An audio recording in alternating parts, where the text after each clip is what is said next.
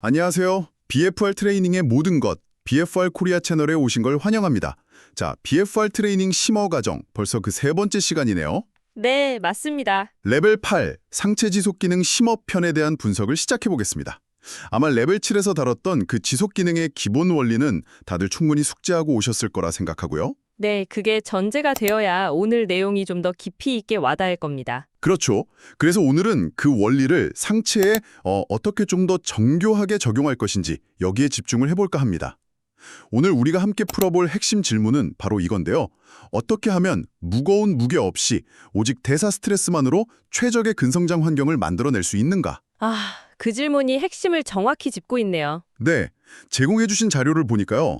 이 환경을 만들기 위한 세 가지 정밀한 조절 장치, 그러니까 압력, 부하, 시간에 대해 아주 구체적으로 설명하고 있더라고요. 맞습니다. 저는 그걸 완벽한 폭포이라고 부르고 싶은데요. 완벽한 폭풍이요? 네, BFR의 지속 기능이라는 게 사실 근육 내부에 의도적으로 대사산물 교통대란을 일으키는 거나 마찬가지거든요. 와, 교통대란, 재미있는 표현이네요. 그렇죠. 일반 웨이트가 근섬유에 상처를 내서 성장하는 기계적 긴장에 초점을 맞춘다면 BFR은 젖산 같은 대사산물을 근육 안에 가둬서 성장 신호를 보내는 일종의 화학적 환경을 조성하는 데 집중합니다. 그렇군요. 여기서 제일 중요한 게 바로 절제입니다. 너무 과하면 위험하고 또 너무 약하면 효과가 없잖아요. 네네. 자료에서 제시하는 압력, 부하, 시간, 이 세 가지 변수가 바로 이 교통대란의 강도와 시간을 안전하게 제어하기 위한 아주 정교한 다이얼이라고 보시면 됩니다. 다이얼, 그러니까 목표는 통제된 혼돈을 만드는 거군요. 정확합니다. 자, 그럼 그 첫 번째 다이얼, 커프 압력부터 한번 살펴보죠. 상체에 적용할 게 이 압력을 대체 어떻게 객관적으로 설정하는지가 관건일 텐데요. 네, 자료에서는 개인의 수축기 혈압을 기준으로 삼으라고 명시하고 있더라고요. 운동생리학을 전공하신 교수님들께는 뭐 익숙한 지표겠지만 이걸 BPR 압력 설정 기준으로 쓰는 방식이 상당히 흥미로웠습니다. 맞습니다. 보통 임상연구에서는 동맥 혈류를 완전히 차단하는 압력, 그 AOP를 기준으로 접근하거든요. 네, AOP. 네. 그런데 AOP 측정은 도플러 초음파 같은 장비가 필요해서 현장에서 쓰기엔 좀 현실성이 떨어지죠. 그렇죠. 그래서 자료에서 제시하는 수축기 혈압 100%에서 시작해서 최대 130%까지라는 가이드라인은요, 현장에서의 접근성과 재현성에 초점을 맞춘 아주 실용적인 대안이라고 볼 수 있습니다. 예를 들면 어떻게 될까요? 만약 수축기 혈압이 120mm의 치지다, 그러면 초기 압력은 120으로 설정하고요. 숙련도에 따라서 최대 156, 그러니까 120에 130%까지 점진적으로 올리는 거죠. 그렇군요. 접근성과 정확성 사이에서 되게 현실적인 프로토콜을 찾은 거네요. 그런데 한 가지 궁금한 게 혈압이라는 게 스트레스나 뭐 커피만 마셔도 변동성이 좀 있지 않습니까? 굉장히 중요한 지적입니다. 이런 변동성이 훈련 자극의 일관성에는 어떤 영향을 미칠 수 있을까요? 네. 그래서 자료에서도 그 압력의 일관성을 강조하면서 어찌 보면 좀 사소해 보이는 팁을 덧붙이고 있죠. 너무 두껍지 않은 신축성 있는 옷을 입어라. 네. 그 내용이 있었죠. 이게 단순히 편해서 그런 게 아니거든요. 매번 다른 옷을 입거나 맨살 차면 커프랑 피부 사이의 그 인터페이스가 달라져요. 그래서 동일한 압력 수치라도 실제 조직에 가해지는 압박은 달라질 수가 있습니다. 변인을 통제해서 자극의 일관성을 확보하려는 의도인 거죠. 알겠습니다. 첫 번째 다이얼인 압력은 수축기 혈압을 기준으로 삼되 변인 통제를 통해서 일관성을 유지하는 게 핵심이군요. 네, 그렇습니다. 자, 그럼 두 번째 다이얼, 운동 부하로 넘어가 보겠습니다. 여기가 BFR 트레이닝의 가장 역설적인 또 가장 많은 오해가 생기는 지점 같아요. 맞습니다. 정말 많은 분들이 오해하시는 부분이죠. 자료에서는 BFR 카프를 차고 고중량 운동을 하는 게 비효율적이고 위험하다고까지 경고하고 있거든요. 이거는 사실 모든 리프터들의 본능에 좀 반하는 이야기 아닌가요? 정확합니다. 저항 운동은 무조건 무겁게 라는 패러다임에 익숙한 분들한테는 이게 가장 받아들이기 힘든 부분일 수 있죠. 네네. 하지만 BFR의 원리를 생각해보면 너무나 당연한 결론입니다. 우리 목표가 대사산물 교통대란이라고 했잖아요. 그렇죠. 교통대란. 무거운 무게를 들면 단 몇 회 만에 근육이 기계적으로 지쳐버려서 대사산물이 충분히 쌓일 시간을 주지를 못해요. 아, 오히려 혈류가 제한된 상태에서 과도한 근수축은 정맥 판막에 엄청난 압력을 줘서 손상을 유발할 수 있는 정말 백회무익한 행동이 되는 겁니다. 그러니까 목표 자체가 완전히 다르군요. 근육을 찢는 게 아니라 말씀하신 대로 화학물질로 푹 절이는 게 목표니까요. 바로 그겁니다. 그렇다면 자료에서 제시하는 그 안전하고 효과적인 부하의 기준은 뭔가요? 가볍게라는 건 너무 주관적이잖아요. 자료는 두 가지 명확한 기준점을 제시합니다.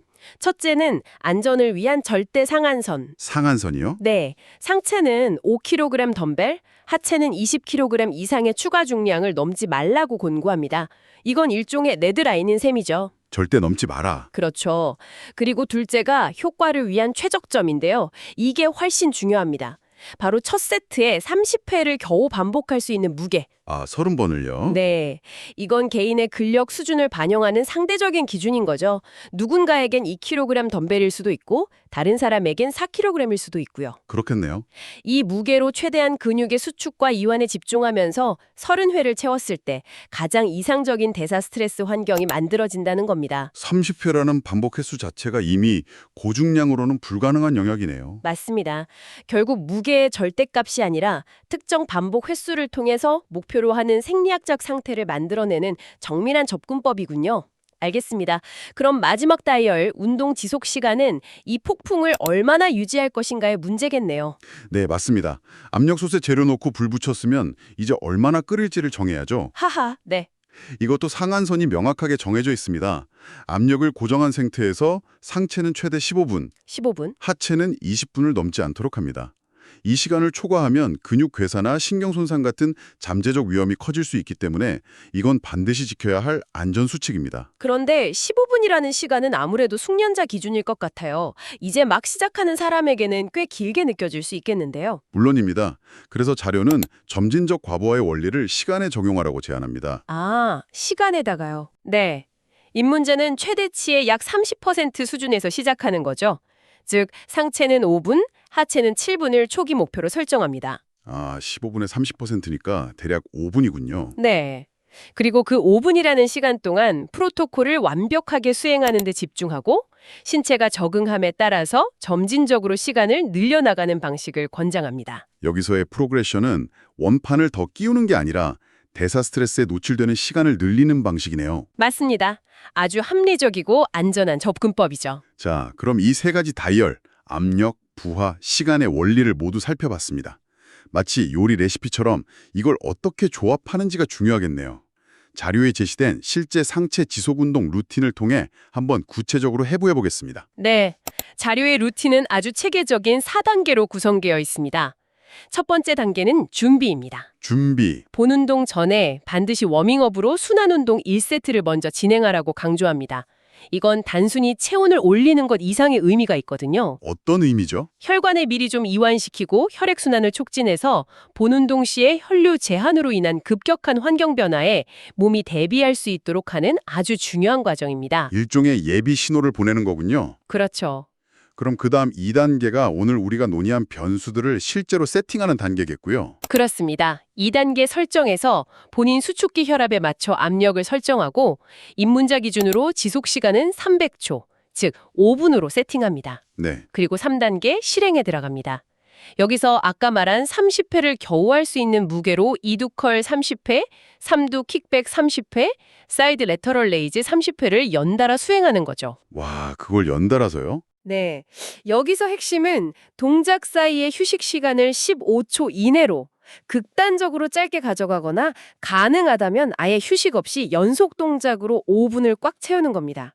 휴식 없이 5분을 채운다는 건 근육이 대사산물을 제거할 기회를 그냥 원천 차단하고 계속 쌓아 올리는 거네요. 바로 그 지점이 BFR 지속 기능의 정수입니다. 말 그대로 근육을 대사산물로 질식시키는 거죠. 야, 생각만 해도 자극이 엄청나겠습니다. 그렇죠. 그렇게 목표한 5분이 끝나면 마지막 4단계, 마무리로 넘어갑니다. 즉시 커프를 풀고 혈류를 정상화시킨 뒤에 가볍게 걷는 등의 정리 운동으로 쌓인 피로물질이 잘 제거되도록 돕는 거죠. 이 5분짜리 한 세트가 하나의 훈련 블록이 되는 거군요. 맞습니다. 그럼 강도 조절은 이 블록을 몇 번 반복하느냐로 결정되겠네요. 2세트 하면 10분, 3세트 하면 상체 상한선인 15분을 채우게 되는 거고요. 네, 그렇습니다. 개인의 수행 능력에 맞춰서 점진적으로 세트 수를 늘려가는 것이 이 프로토콜의 핵심적인 발전 방식입니다. 처음부터 15분 하려고 하지 말고요. 네네. 5분 한 세트를 완벽한 자세와 통제하에 수행하는 것에 집중하고 그게 수월해졌을 때 점차 볼륨을 늘려나가는 게 안전하고 효과적입니다. 이렇게 효과가 강력한 만큼 안전 문제는 정말 아무리 강조해도 지나치지 않을 것 같습니다. 물론입니다. BFR은 안전이 담보될 때만 그 가치가 있습니다. 우리 몸이 보내는 위험 신호, 이건 정상이 아니다 라는 신호를 명확히 알고 즉각 대처하는 게 중요하겠네요. 네, 자료에서는 반드시 알아야 할 3가지 주요 이상 증상과 대처법을 명시하고 있습니다. 첫째, 어지러움입니다. 어지러움. 네, 뇌로 가는 혈류가 일시적으로 부족해질 때 나타날 수 있죠. 즉시 커프를 풀고 누워서 다리를 심장보다 높게 의자나 소파에 올려서 혈액이 머리 쪽으로 돌아가도록 도와야 합니다. 알겠습니다. 둘째는 가슴 답답함이네요. 이건 좀 더 주의해야 할 신호 같은데요? 그렇습니다. 혈류를 인위적으로 제한하면 심장이 더 강하게 펌프질해야 하므로 기존의 심혈관계 문제가 있는 경우 부담이 될 수 있거든요. 네. 가심이 답답하거나 통증이 느껴지면 즉시 운동을 중단하고 커프를 푼 뒤에 안정을 취해야 합니다. 그리고 마지막은 팔의 저림돌은 창백해지는 현상. 네, 이건 동맥혈 공급이 과도하게 차단됐거나 신경이 압박받고 있다는 아주 명백한 신호입니다. 역시 즉시 커프를 풀고 휴식을 취해야 합니다. 이 3가지 신호는 이겨내야 할 고통이 아니라 즉시 멈춰야 할 절대적인 중단 신호라는 점을 꼭 명심해야 합니다. 네. 오늘 분석을 통해 BFR 트레이닝의 상체 지속 기능이 이게 단순히 커프를 차고 운동하는 게 아니구나. 그렇죠. 압력, 부하, 시간이라는 3개의 다이아를 정교하게 조작해서 목표하는 생리학적 환경을 만들어내는 아주 과학적인 과정이라는 걸 확인할 수 있었습니다. 네, 이론적 원리하고 구체적인 방법론, 그리고 안전수칙까지 아주 균형 있게 다룬 실용적인 자료였다고 생각합니다. 네, 맞습니다. 특히 각 변수를 왜 그렇게 설정하는지 그 이유에 대해 깊이 이해할수록 더 안전하고 효과적으로 활용할 수 있겠죠. 맞습니다. 자, 다음 레벨 9 자료 분석에서는 하체 지속 기능을 다룰 예정입니다. 오늘 논의를 바탕으로 자연스럽게 질문이 하나 떠오르네요. 어떤 질문이죠? 왜 하체의 적정 압력과 운동 지속 시간 상한선은 상체와 다르게 설정해야 하는가? 그 생리학적 배경에 대해 더 깊이 파고들어 볼 예정이니 기대해 주셔도 좋습니다. 아주 흥미로운 주제네요. 교수님께서도 오늘 분석을 통해 얻은 정보를 바탕으로 이 질문에 대해 미리 한번 생각해 보시는 것도 재미있는 지적 활동이 될 것 같습니다.